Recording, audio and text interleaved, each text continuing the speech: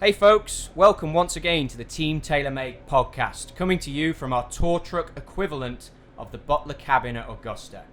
Host Chris Trott here, tour director and club serviceman to the stars. This week's guest, like many of our crew, needs little intro. Currently 5th in the official world golf ranking, Jon Rahm, my friend, welcome to the podcast. Thank you. How you doing? I'm good, mate, I'm good. So, 5th in the official world golf rank, you've had it lower. How's that feel for you? Is that the index that is of all measurements? Is that the one you go off? No. I mean, I always say, right, your world ranking is a consequence of good play. So, my goal is to play good, win as many tournaments as I can, and the world ranking will be a consequence of how I do, right? If you play good, you might go higher. If you play poorly, you'll probably go lower. So that's. I'm more focused on the year-to-year, tournament-to-tournament type feel. I'm not just looking at the world ranking, trying to be as high as possible all the time. Obviously, that's the goal. But like I said, it's a consequence of good play. You moved up these world rankings so quickly. It was insane. And, it's cool when you do your research for times when I get to sit down with you like this and you see huge jump, win, jump. Was that a surprise to you in any way? Yeah. So, I mean, a lot of people don't know, I turned pro in summer of 2016 with my goal of maybe being in the top 10 in the world, possibly within 2 years. But at first, I'm like, let me get my tour card. Yeah. I got my tour card. Then I started playing good and got that win at Torrey, which got me in the top 40, kept playing good in big tournaments. And after finishing top 10 in Colonia in less than a year, I got into the top 10. So that was extremely quick. I never thought that was going to happen that quickly. And I quickly had to adjust because I started playing poorly because I had accomplished such a big thing so quickly. And I had to adjust, and for the end of the year, my goal was to finish within the top 5, which I was able to do and finish in the top 4 by the end of the year. So my first. So you're resetting goals all the time, though? Yeah, I learned quickly. I started doing goal setting in 2014, and if you accomplish too much too fast, and I know Rory's spoken upon that before, sometimes when you accomplish it, you have nothing. Your brain just doesn't have. You don't have anything to work for, right? You've already done what you set yourself up to do. So sometimes you need to set yourself new goals, and that's what happened to me that year. I got to the top 10. Immediately after that, I missed the cut at Cologne at Memorial and the U.S. Open. Played poorly in summer, and came the playoffs. I reset all those goals, and like I said, I wanted to win again, and finish the year within the top 5. And I was able to win in Dubai. And that's what got me into the top 5 in the world. Rookies it's a big deal now. I think, you listen to what you're saying and it's unbelievable and we just pass over it. But rookies and how quickly they come out, it's insane. With Morikawa and Wolf here, if they were in this room now or listening, what would you say to help them become, well, I guess you don't want them to get better, No. But what would you say again? We all want the competition to be as strong as possible. That makes us better. At least I do. It's hard to know because each person is very different to the other, right? Like, I mean, what helps me might not help them. What I always say that I learned really quickly is you need to pace yourself. You need to set out a schedule where you're going to be able to rest properly and peak at the right time, like we all try to do. But I would try to say, don't burn yourself out in tournament weeks, right? I mean, I started practicing every day, playing every day, at least 9 holes, and doing all that. And I've gotten to the point where most Mondays I'm not there. Tuesday I'm going to play 9 holes. Wednesday's Pro-Am. And Thursday I'm ready to go. It came to a point where I don't stress too much about having to chip, having to hit one more putt, having to hit one more shot. Those extra couple hours of rest you may get is better for your brain, is better for your body. It's going to make you be more rested and more fit throughout the year when it comes towards the end. And you don't stress about hitting those extra couple of shots because your game's at the level? Yeah, I mean, there's nothing one more putt's going to do to help you swing. There's nothing one more shot's going to do to help you swing or one more putt's going to do, right? So that's the idea. I'm not telling you to not practice at all, but I'm more of a person of I go early, I get my things done, I get a couple drills in general done, and that's it. I try to be out of the course as quick as possible. If we look at the record for 2019, 12 top 10 finishes on the PGA Tour, the win at Zurich playing with Ryan Palmer, top 5 US Open, top 10 at the Masters, defending the Spanish Open, becoming the fastest Spaniard to win 5 European Tour events. It's a solid year and you are a rock solid pick for any DraftKings lineup. Like that's standing out to me. If you're a DraftKings guy, Jon Rahm is super consistent.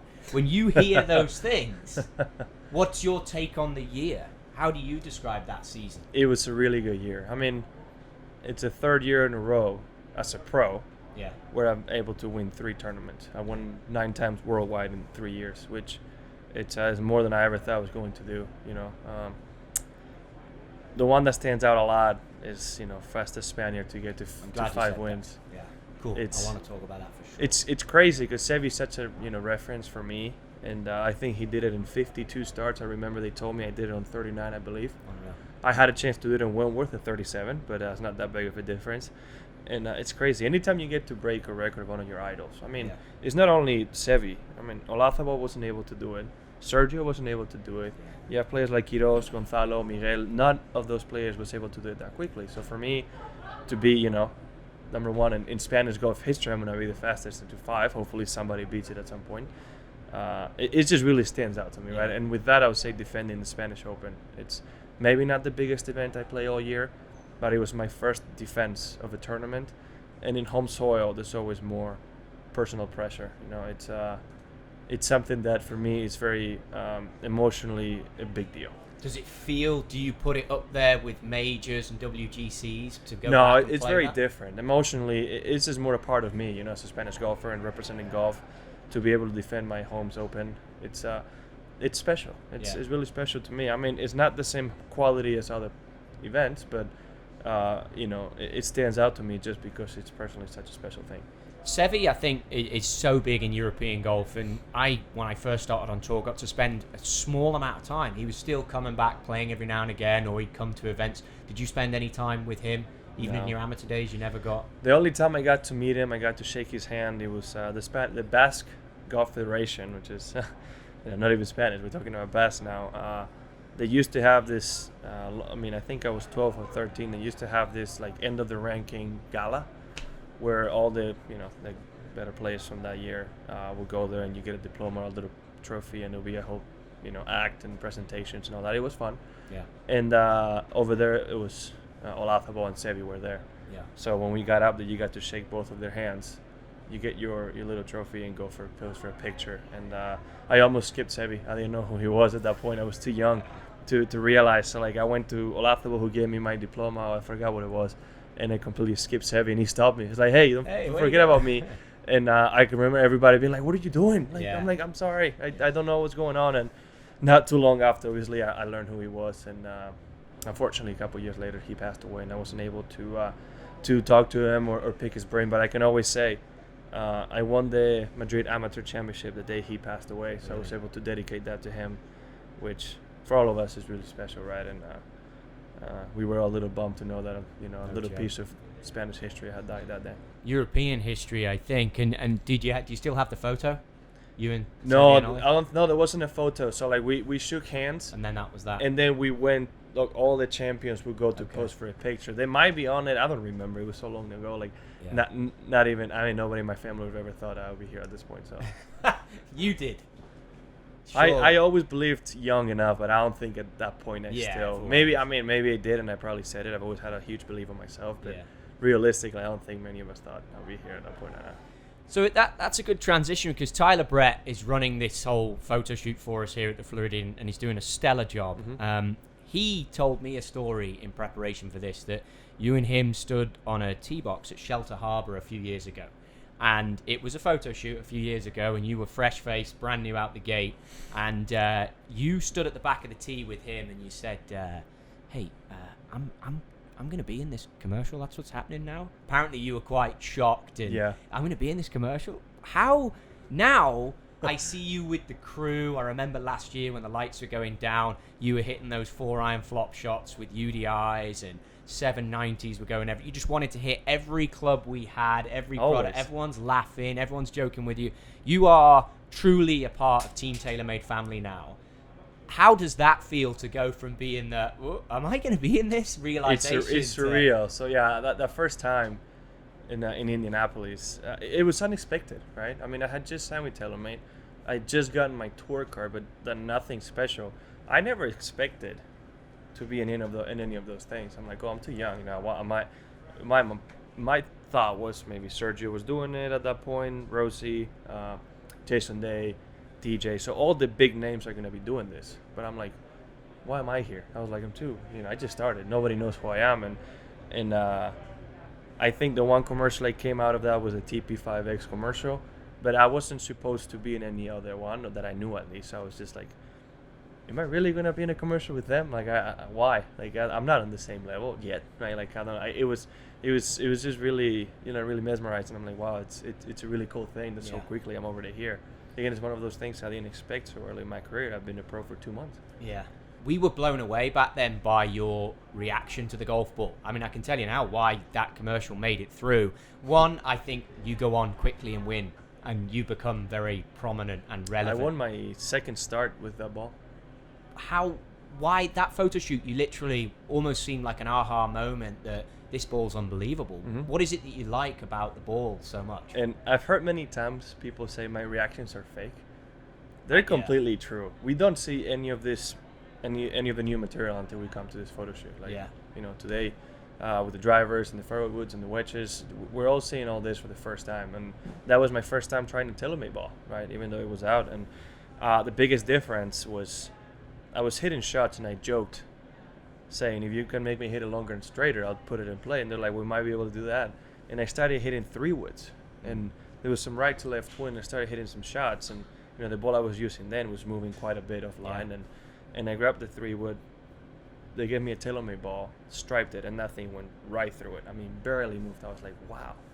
Just held the wind. I'm like, this is unbelievable. It's not like I'm trying to change anything. And then when it came to the driver, it was the biggest thing. I like to hit a cut, and being in right to left wind, I was kind of starting left, maybe fading a bit, and falling left. And then I started hitting it with the 3, with the TP5X and the driver, and the ball was turning left and fading back. I'm like, this is so much better, in the sense that if I don't have to worry about the wind up until there's a significant, strength, it's unbelievable. It's you don't have to manipulate anything for that. So that was a shock moment that you then go on and put clubs in play. Mm-hmm. Talk to me about first reactions to this product. And I'm looking for honest feedback here. And at the end of the day, we're going to be out on the tour with you working these products in. But when you come to a photo shoot, there's a lot of energy, a lot of excitement. Mm-hmm. But you must, as a competitor, as a player, be thinking, okay, I'm going to need to do this with this club, or I'm going to need to change this lie angle, or is that how the process works in your mind? Yeah, it's hardly ever when I get a club for the first time that is fitted perfectly. Hardly ever. So it happened today with the 3, for example. We had to adjust the loft a little bit, and it was perfect.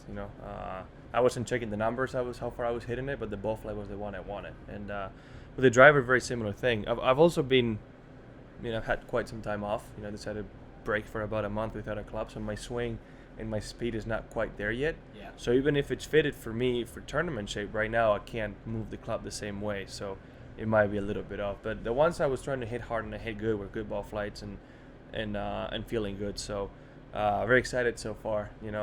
Anytime we can get a little bit more extra speed or a little bit more extra, it's a good thing. And I can say I got 122 mile an hour swing speed after taking a long break. Yeah, it doesn't usually happen. So looking forward to how it's going to perform, especially the driver when I'm warmed up.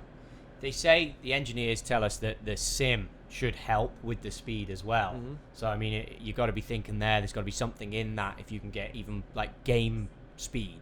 Yeah, I mean, some people might be really focused on hitting it further, and we all are. Yeah. I do believe if you want to hit it further, you can maybe just spend a lot more time in the gym, and you'll be able to hit a little further. In my case, I'm trying to hit it straighter. That's the forgiveness of the club. Because you feel you hit it far enough? I feel like I hit it far enough, right? And I'm working out in the gym. I get stronger, and it'll go longer. So what I'm trying to do is make sure I'm hitting it straight. And twist face to that impact for you helped? Big time. The biggest difference for me was when I missed one off the toe. Yeah. Twist face has made it hang in. Not gladly, majorly helped in the sense that a lot of times when I towed and I'm a fader, the ball would start left and maybe even go left. Yeah. Right. It didn't have enough spin, and it'll be a kind of a uncontrollable knuckleball. With the twist face, that ball still has enough spin, which not only stays in the air, but sometimes it still fades. Yeah. So it's a ball that just stays in play. It's definitely, I can tell this year I hit it straighter than anybody else, and I believe almost all the, if you look at Rory, look at DJ, look at me, I think I hit quite a bit more fairways than I did last year. My swing hasn't really changed. I know, I do know that drivers, that twist face is helping us hit it straighter. Let's keep it on clubs for a minute, and I want to take an opportunity to talk about Spider X. Mm-hmm. For me personally, I travelled around the world with that club. I know I gave it to my man Adrian to take to Europe, and he had it there. We had it on hand. And the thing that I loved about this, but I hated it on the same note, but I loved it through being close to a player, is you said to me early in the year, you go, look, I didn't put that putter in play when I was putting badly. Now I'm putting well. I'm not going to put it in play. And then a few weeks went by, and I was off the truck one time, and you spoke to me about it, and I thought, okay, there's a chance. And then I left, and I came back on the truck, and Wade said to me, he goes, hey, Jon Rahm's taking that putter. He's going to put it in. And I was like, no way, because I'd been following you all year, and I was gutted. But then I loved the fact that you played it. So tell me about the process of getting into the Spider X. Yeah. First to say is when putting, I'm not very, it's not easy for me to change putters, right? Especially if I've done well with one. I don't blame the putter. I blame myself for putting poorly. So it's hard for me to change and just blame the club. The main reason why I decided, and it's not all entirely up to Wade, one of the main reasons is because those two putters were built so similar, right? We made so many changes to it. It doesn't have the white line. The face is different. It's as close as can possibly be to my Spider Tour. It's just a little bit different shape. So, and you loved it. You kept coming in and saying, can I see it? It felt really good. It's just, again, it's hard for me to pull the trigger in that sense. So the reason why I did is because of my weight and how much I lean on the putter just to pick up the ball. The neck of the putter, the lie angle, it would change. So without me, vary half a degree, maybe even sometimes up to 2, and that's a big difference for the listeners that don't know. So a lot of times we go upright and I start missing everything left, and it'll be a hard time for me putting, right? And I did ask Wade, I'm like, is there anything we can do for this to not happen? He said the new putter's neck was a little bit more resistant, and I'm like, okay, let's try it out. So I brought it out. I started hitting putts with both on the putting green, and during the practice round on Tuesday and the Wednesday Pro-Am, I only hit one putt with the Spider 2. I was trying to see the other one, the other putt of the Spider X. Put it on play. I think Thursday I had my best putting round I've ever had with strokes gain. I mean, strokes gain putting was about 5. It was ridiculous. Yeah. Putted great that week, finished second or third, and he was a good week putting. Putted well throughout the playoffs, and then again good in Europe this time. And what I do remember though is I hit one putt with the Spider Tour, and I putted all week with the X. We go back we were in Medina. We go to the truck, and you check the lines. The Spider X hadn't changed. Spider Tour had changed the degree. I was like, how is this possible? Like, just by traveling, it changed. So the main reason why it changed, performance was so similar because they were both very similar. It was because the consistency of the lie angle, which was important for me, right? I mean, I can't be trying to vary my stance every week. I think it's one thing that's overlooked by amateurs. Loft, lie, crucial when it comes to putting. I mean, you're saying it there for yourself. So you touched on earlier. There's been many weeks where I can tell you, Memphis is a perfect example. I come from the Open, not putting well, go to the truck, get it fixed, shoot 8 under the first day. Next day, putter lies change. I can't make any putts. Yeah. And it's as simple as it's not me. Is the lie angle itself, just 1 degree is going to make the ball come out a little bit different. And the trucks don't stay all week, so that's not something they should. You can tell it. They should. I don't know why not. 7 days a week, shouldn't I they? don't know why not. We at least have the lie and love machine just to have it for the putter, because it's a guessing game. But I do believe it's, so many temperature changes throughout the year, and so many times that putter's been, tangled with. I think it just the neck was a little bit weak and easy to move. With this newer putter, hasn't changed, and I've been putting good. That's cool. Since so. We wrapped up season 1 with Keith Sabarbaro, which I know is a good friend of yours. He's the VP of Tour Operations for us. And you said earlier in this podcast how you don't quite know what you were doing at the first photo shoot. Well, I can tell you now, if ever you go back and listen to Keith's podcast, he talks about you like no other player he's ever seen before. And Keith doesn't throw around compliments like that lightly. and he said that he went and played golf. You'll remember it. He played golf with you somewhere, and I think Phil Mickelson was with you, and he left, and he called a friend, and he said to his friend, I have just played golf with one of the top 10 players in the world, and he hasn't even turned pro yet. That was what his words were about you. Mm-hmm. What do you remember from those early days of meeting Keith? I know it was very much behind closed doors. You weren't in any clubs. You weren't in any of our... But what turned you? What is his influence, or TaylorMade's influence as a company, or you as a tour player? What got you to be like, I need to be with this group? Well, yeah. So I didn't play with Phil and Keith. I did a fitting with Keith, and then I have played with Phil many times. And Phil has said before, and I know he's bet on this, and I don't know with who or how much or whatever, but he did bet with players that within 2 years I was going to be in the top 10 in the world rankings. That's unreal. And I was still an amateur. Within the 2 years of that date of still being an amateur, he said I would be in the top 10. And Keith was, I was still in college. He was right after Pac-12, so it was in the postseasons. I had just won Pac-12, by the way, by 3 shots, coming back the last day. And on my bag, I had every brand you can imagine. I had Nike, Callaway, Titleist, Tried Wilson, Odyssey Potter. I had so many different things, right? Because I was trying out everything to know. And TaylorMade came in late. He came in, thankfully for me, but he came in late. And I did a fitting with Keith, like I did with many others. And we did it at Greyhawk on the back of the range. And I didn't want to change the irons and the wedges and the putter right away because it's a little more sensitive. But I did take every wood I had right away and said, I'm keeping the TaylorMades. Yeah. Went to regionals the week after, 1x6. So, and my driver became significantly better, a lot better. And what I loved about TaylorMade was the family sense of everything. You know, how much the players are involved in everything, how much of our feedback is then included on the future clubs, and how good of a vibe we have, you know. And then Keith, you know, I believe Keith would be a great asset to any single company that makes golf clubs. He's a great fitter. He really understands each swing, and sometimes without even having numbers, TrackMan, or anything, he just sees a shot and is like, oh, you need to change the line real quick, and he changes it and it works. He's unique in that sense. He's been doing this for so long, and you know, I like his personality. He's just a cool, calm dude, very, very Southern California person, right? So it's always a sense of security I get with him, and I really get along with him. He's somebody that's really fun to be around, and he always has a lot of good feedback, a lot of good feedback. So it's somebody I trust.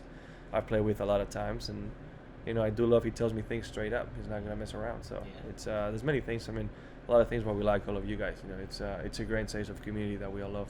I think I can echo that. I think for any fitters that are listening, it's just his direct approach. He comes at it as a player, and then he looks at it from a fitting perspective. Mm-hmm. I think that's what I like about it. You like to hit certain shots as a player, and sometimes they're not the best numbers on TrackMan. They change the numbers on TrackMan, but it's what you need. And he'll tell you if you're hitting bad shots, you're making bad swings. So he'll be like, you're not hitting it like usual. Yeah. Like many times I'm having struggling with the swing, and he'll tell me, hey, you know, it looks a little different. This is what it looks like, and it'll help me hit it better, right? I mean, it's as simple as that. He knows.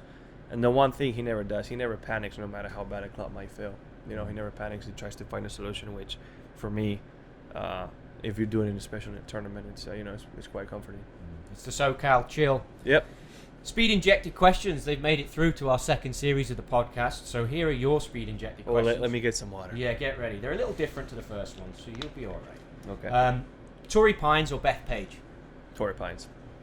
Would you rather lead the tour in strokes gained off the tee or strokes gained putting? Putting. The one course you could play every day for the rest of your life? Pebble Beach. LeBron or Kawhi? Kawhi Leonard. Can I say Kobe Bryant?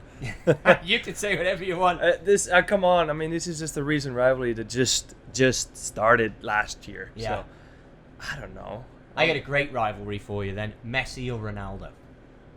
Oh, they're two very different players. Who I think is better? I guess who you think is better, and then who do you like watching more? I mean, I think there's no discussion that Messi's better. It's just Ronaldo's work ethic is, you know, it's something to admire. Yeah. Number of career hole-in-ones? 2. What would you shoot lefty?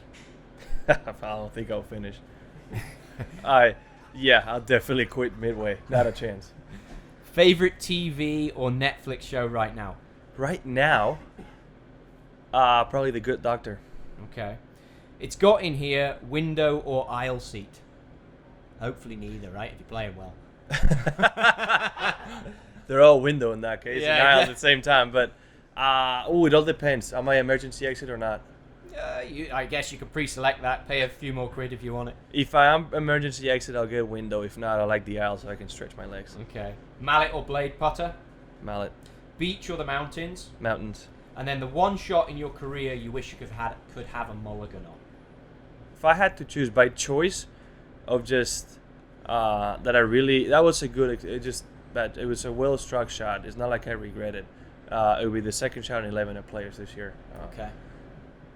I don't regret the choice. I regret rushing it towards the end. And that just set the scene for us. I think I remember it, but it's probably better coming from you. Just set the scene. Yeah, so I think I was one back. Or no, tied for the lead at that point. I think I was tied for the lead on 11. Yeah, I'm on the left bunker. It's a lot of downwind, and I'm trying to, draw an 8-iron about 20 yards. There was a lot of back and forth between you and Adam. Yeah. Adam is never really opposed to shot, and I usually ask him. Actually, don't ask him. I tell him what my mind is at, and I'm like, hey, what do you think? And in my mind, I was thinking, okay, you like a 7 or an 8-iron, and he tells me to lay up, and that kind of threw me off a little bit. Yeah. And so I like going for it because there's 60 yards left of the pin to hit it at, and if you lay up, the shot is from a downhill lie, downwind to a pin that's stuck to the right. And I just grabbed the 8-iron and kind of rushed it a little bit, just thinking, hit and hope. So what do you wish you'd have done? Hit the same club or hit a different shot? No, I wish I would have taken maybe 10 extra seconds to focus and really hit the shot. Same club? Yeah, I could. No, I chunked it. Okay. And even hitting it bad, I was a couple feet from being on the greenside bunker, which is doable, right? I mean, there was such a big margin of error to miss. I rushed it, and I didn't really focus on one shot and a target to hit it to. I just kind of aim right and try to hook it. And I just go back and Faldo always said under pressure, just make everything slower. That's kind of what I wish I would have done. It's interesting you quote Faldo on that one. I mean,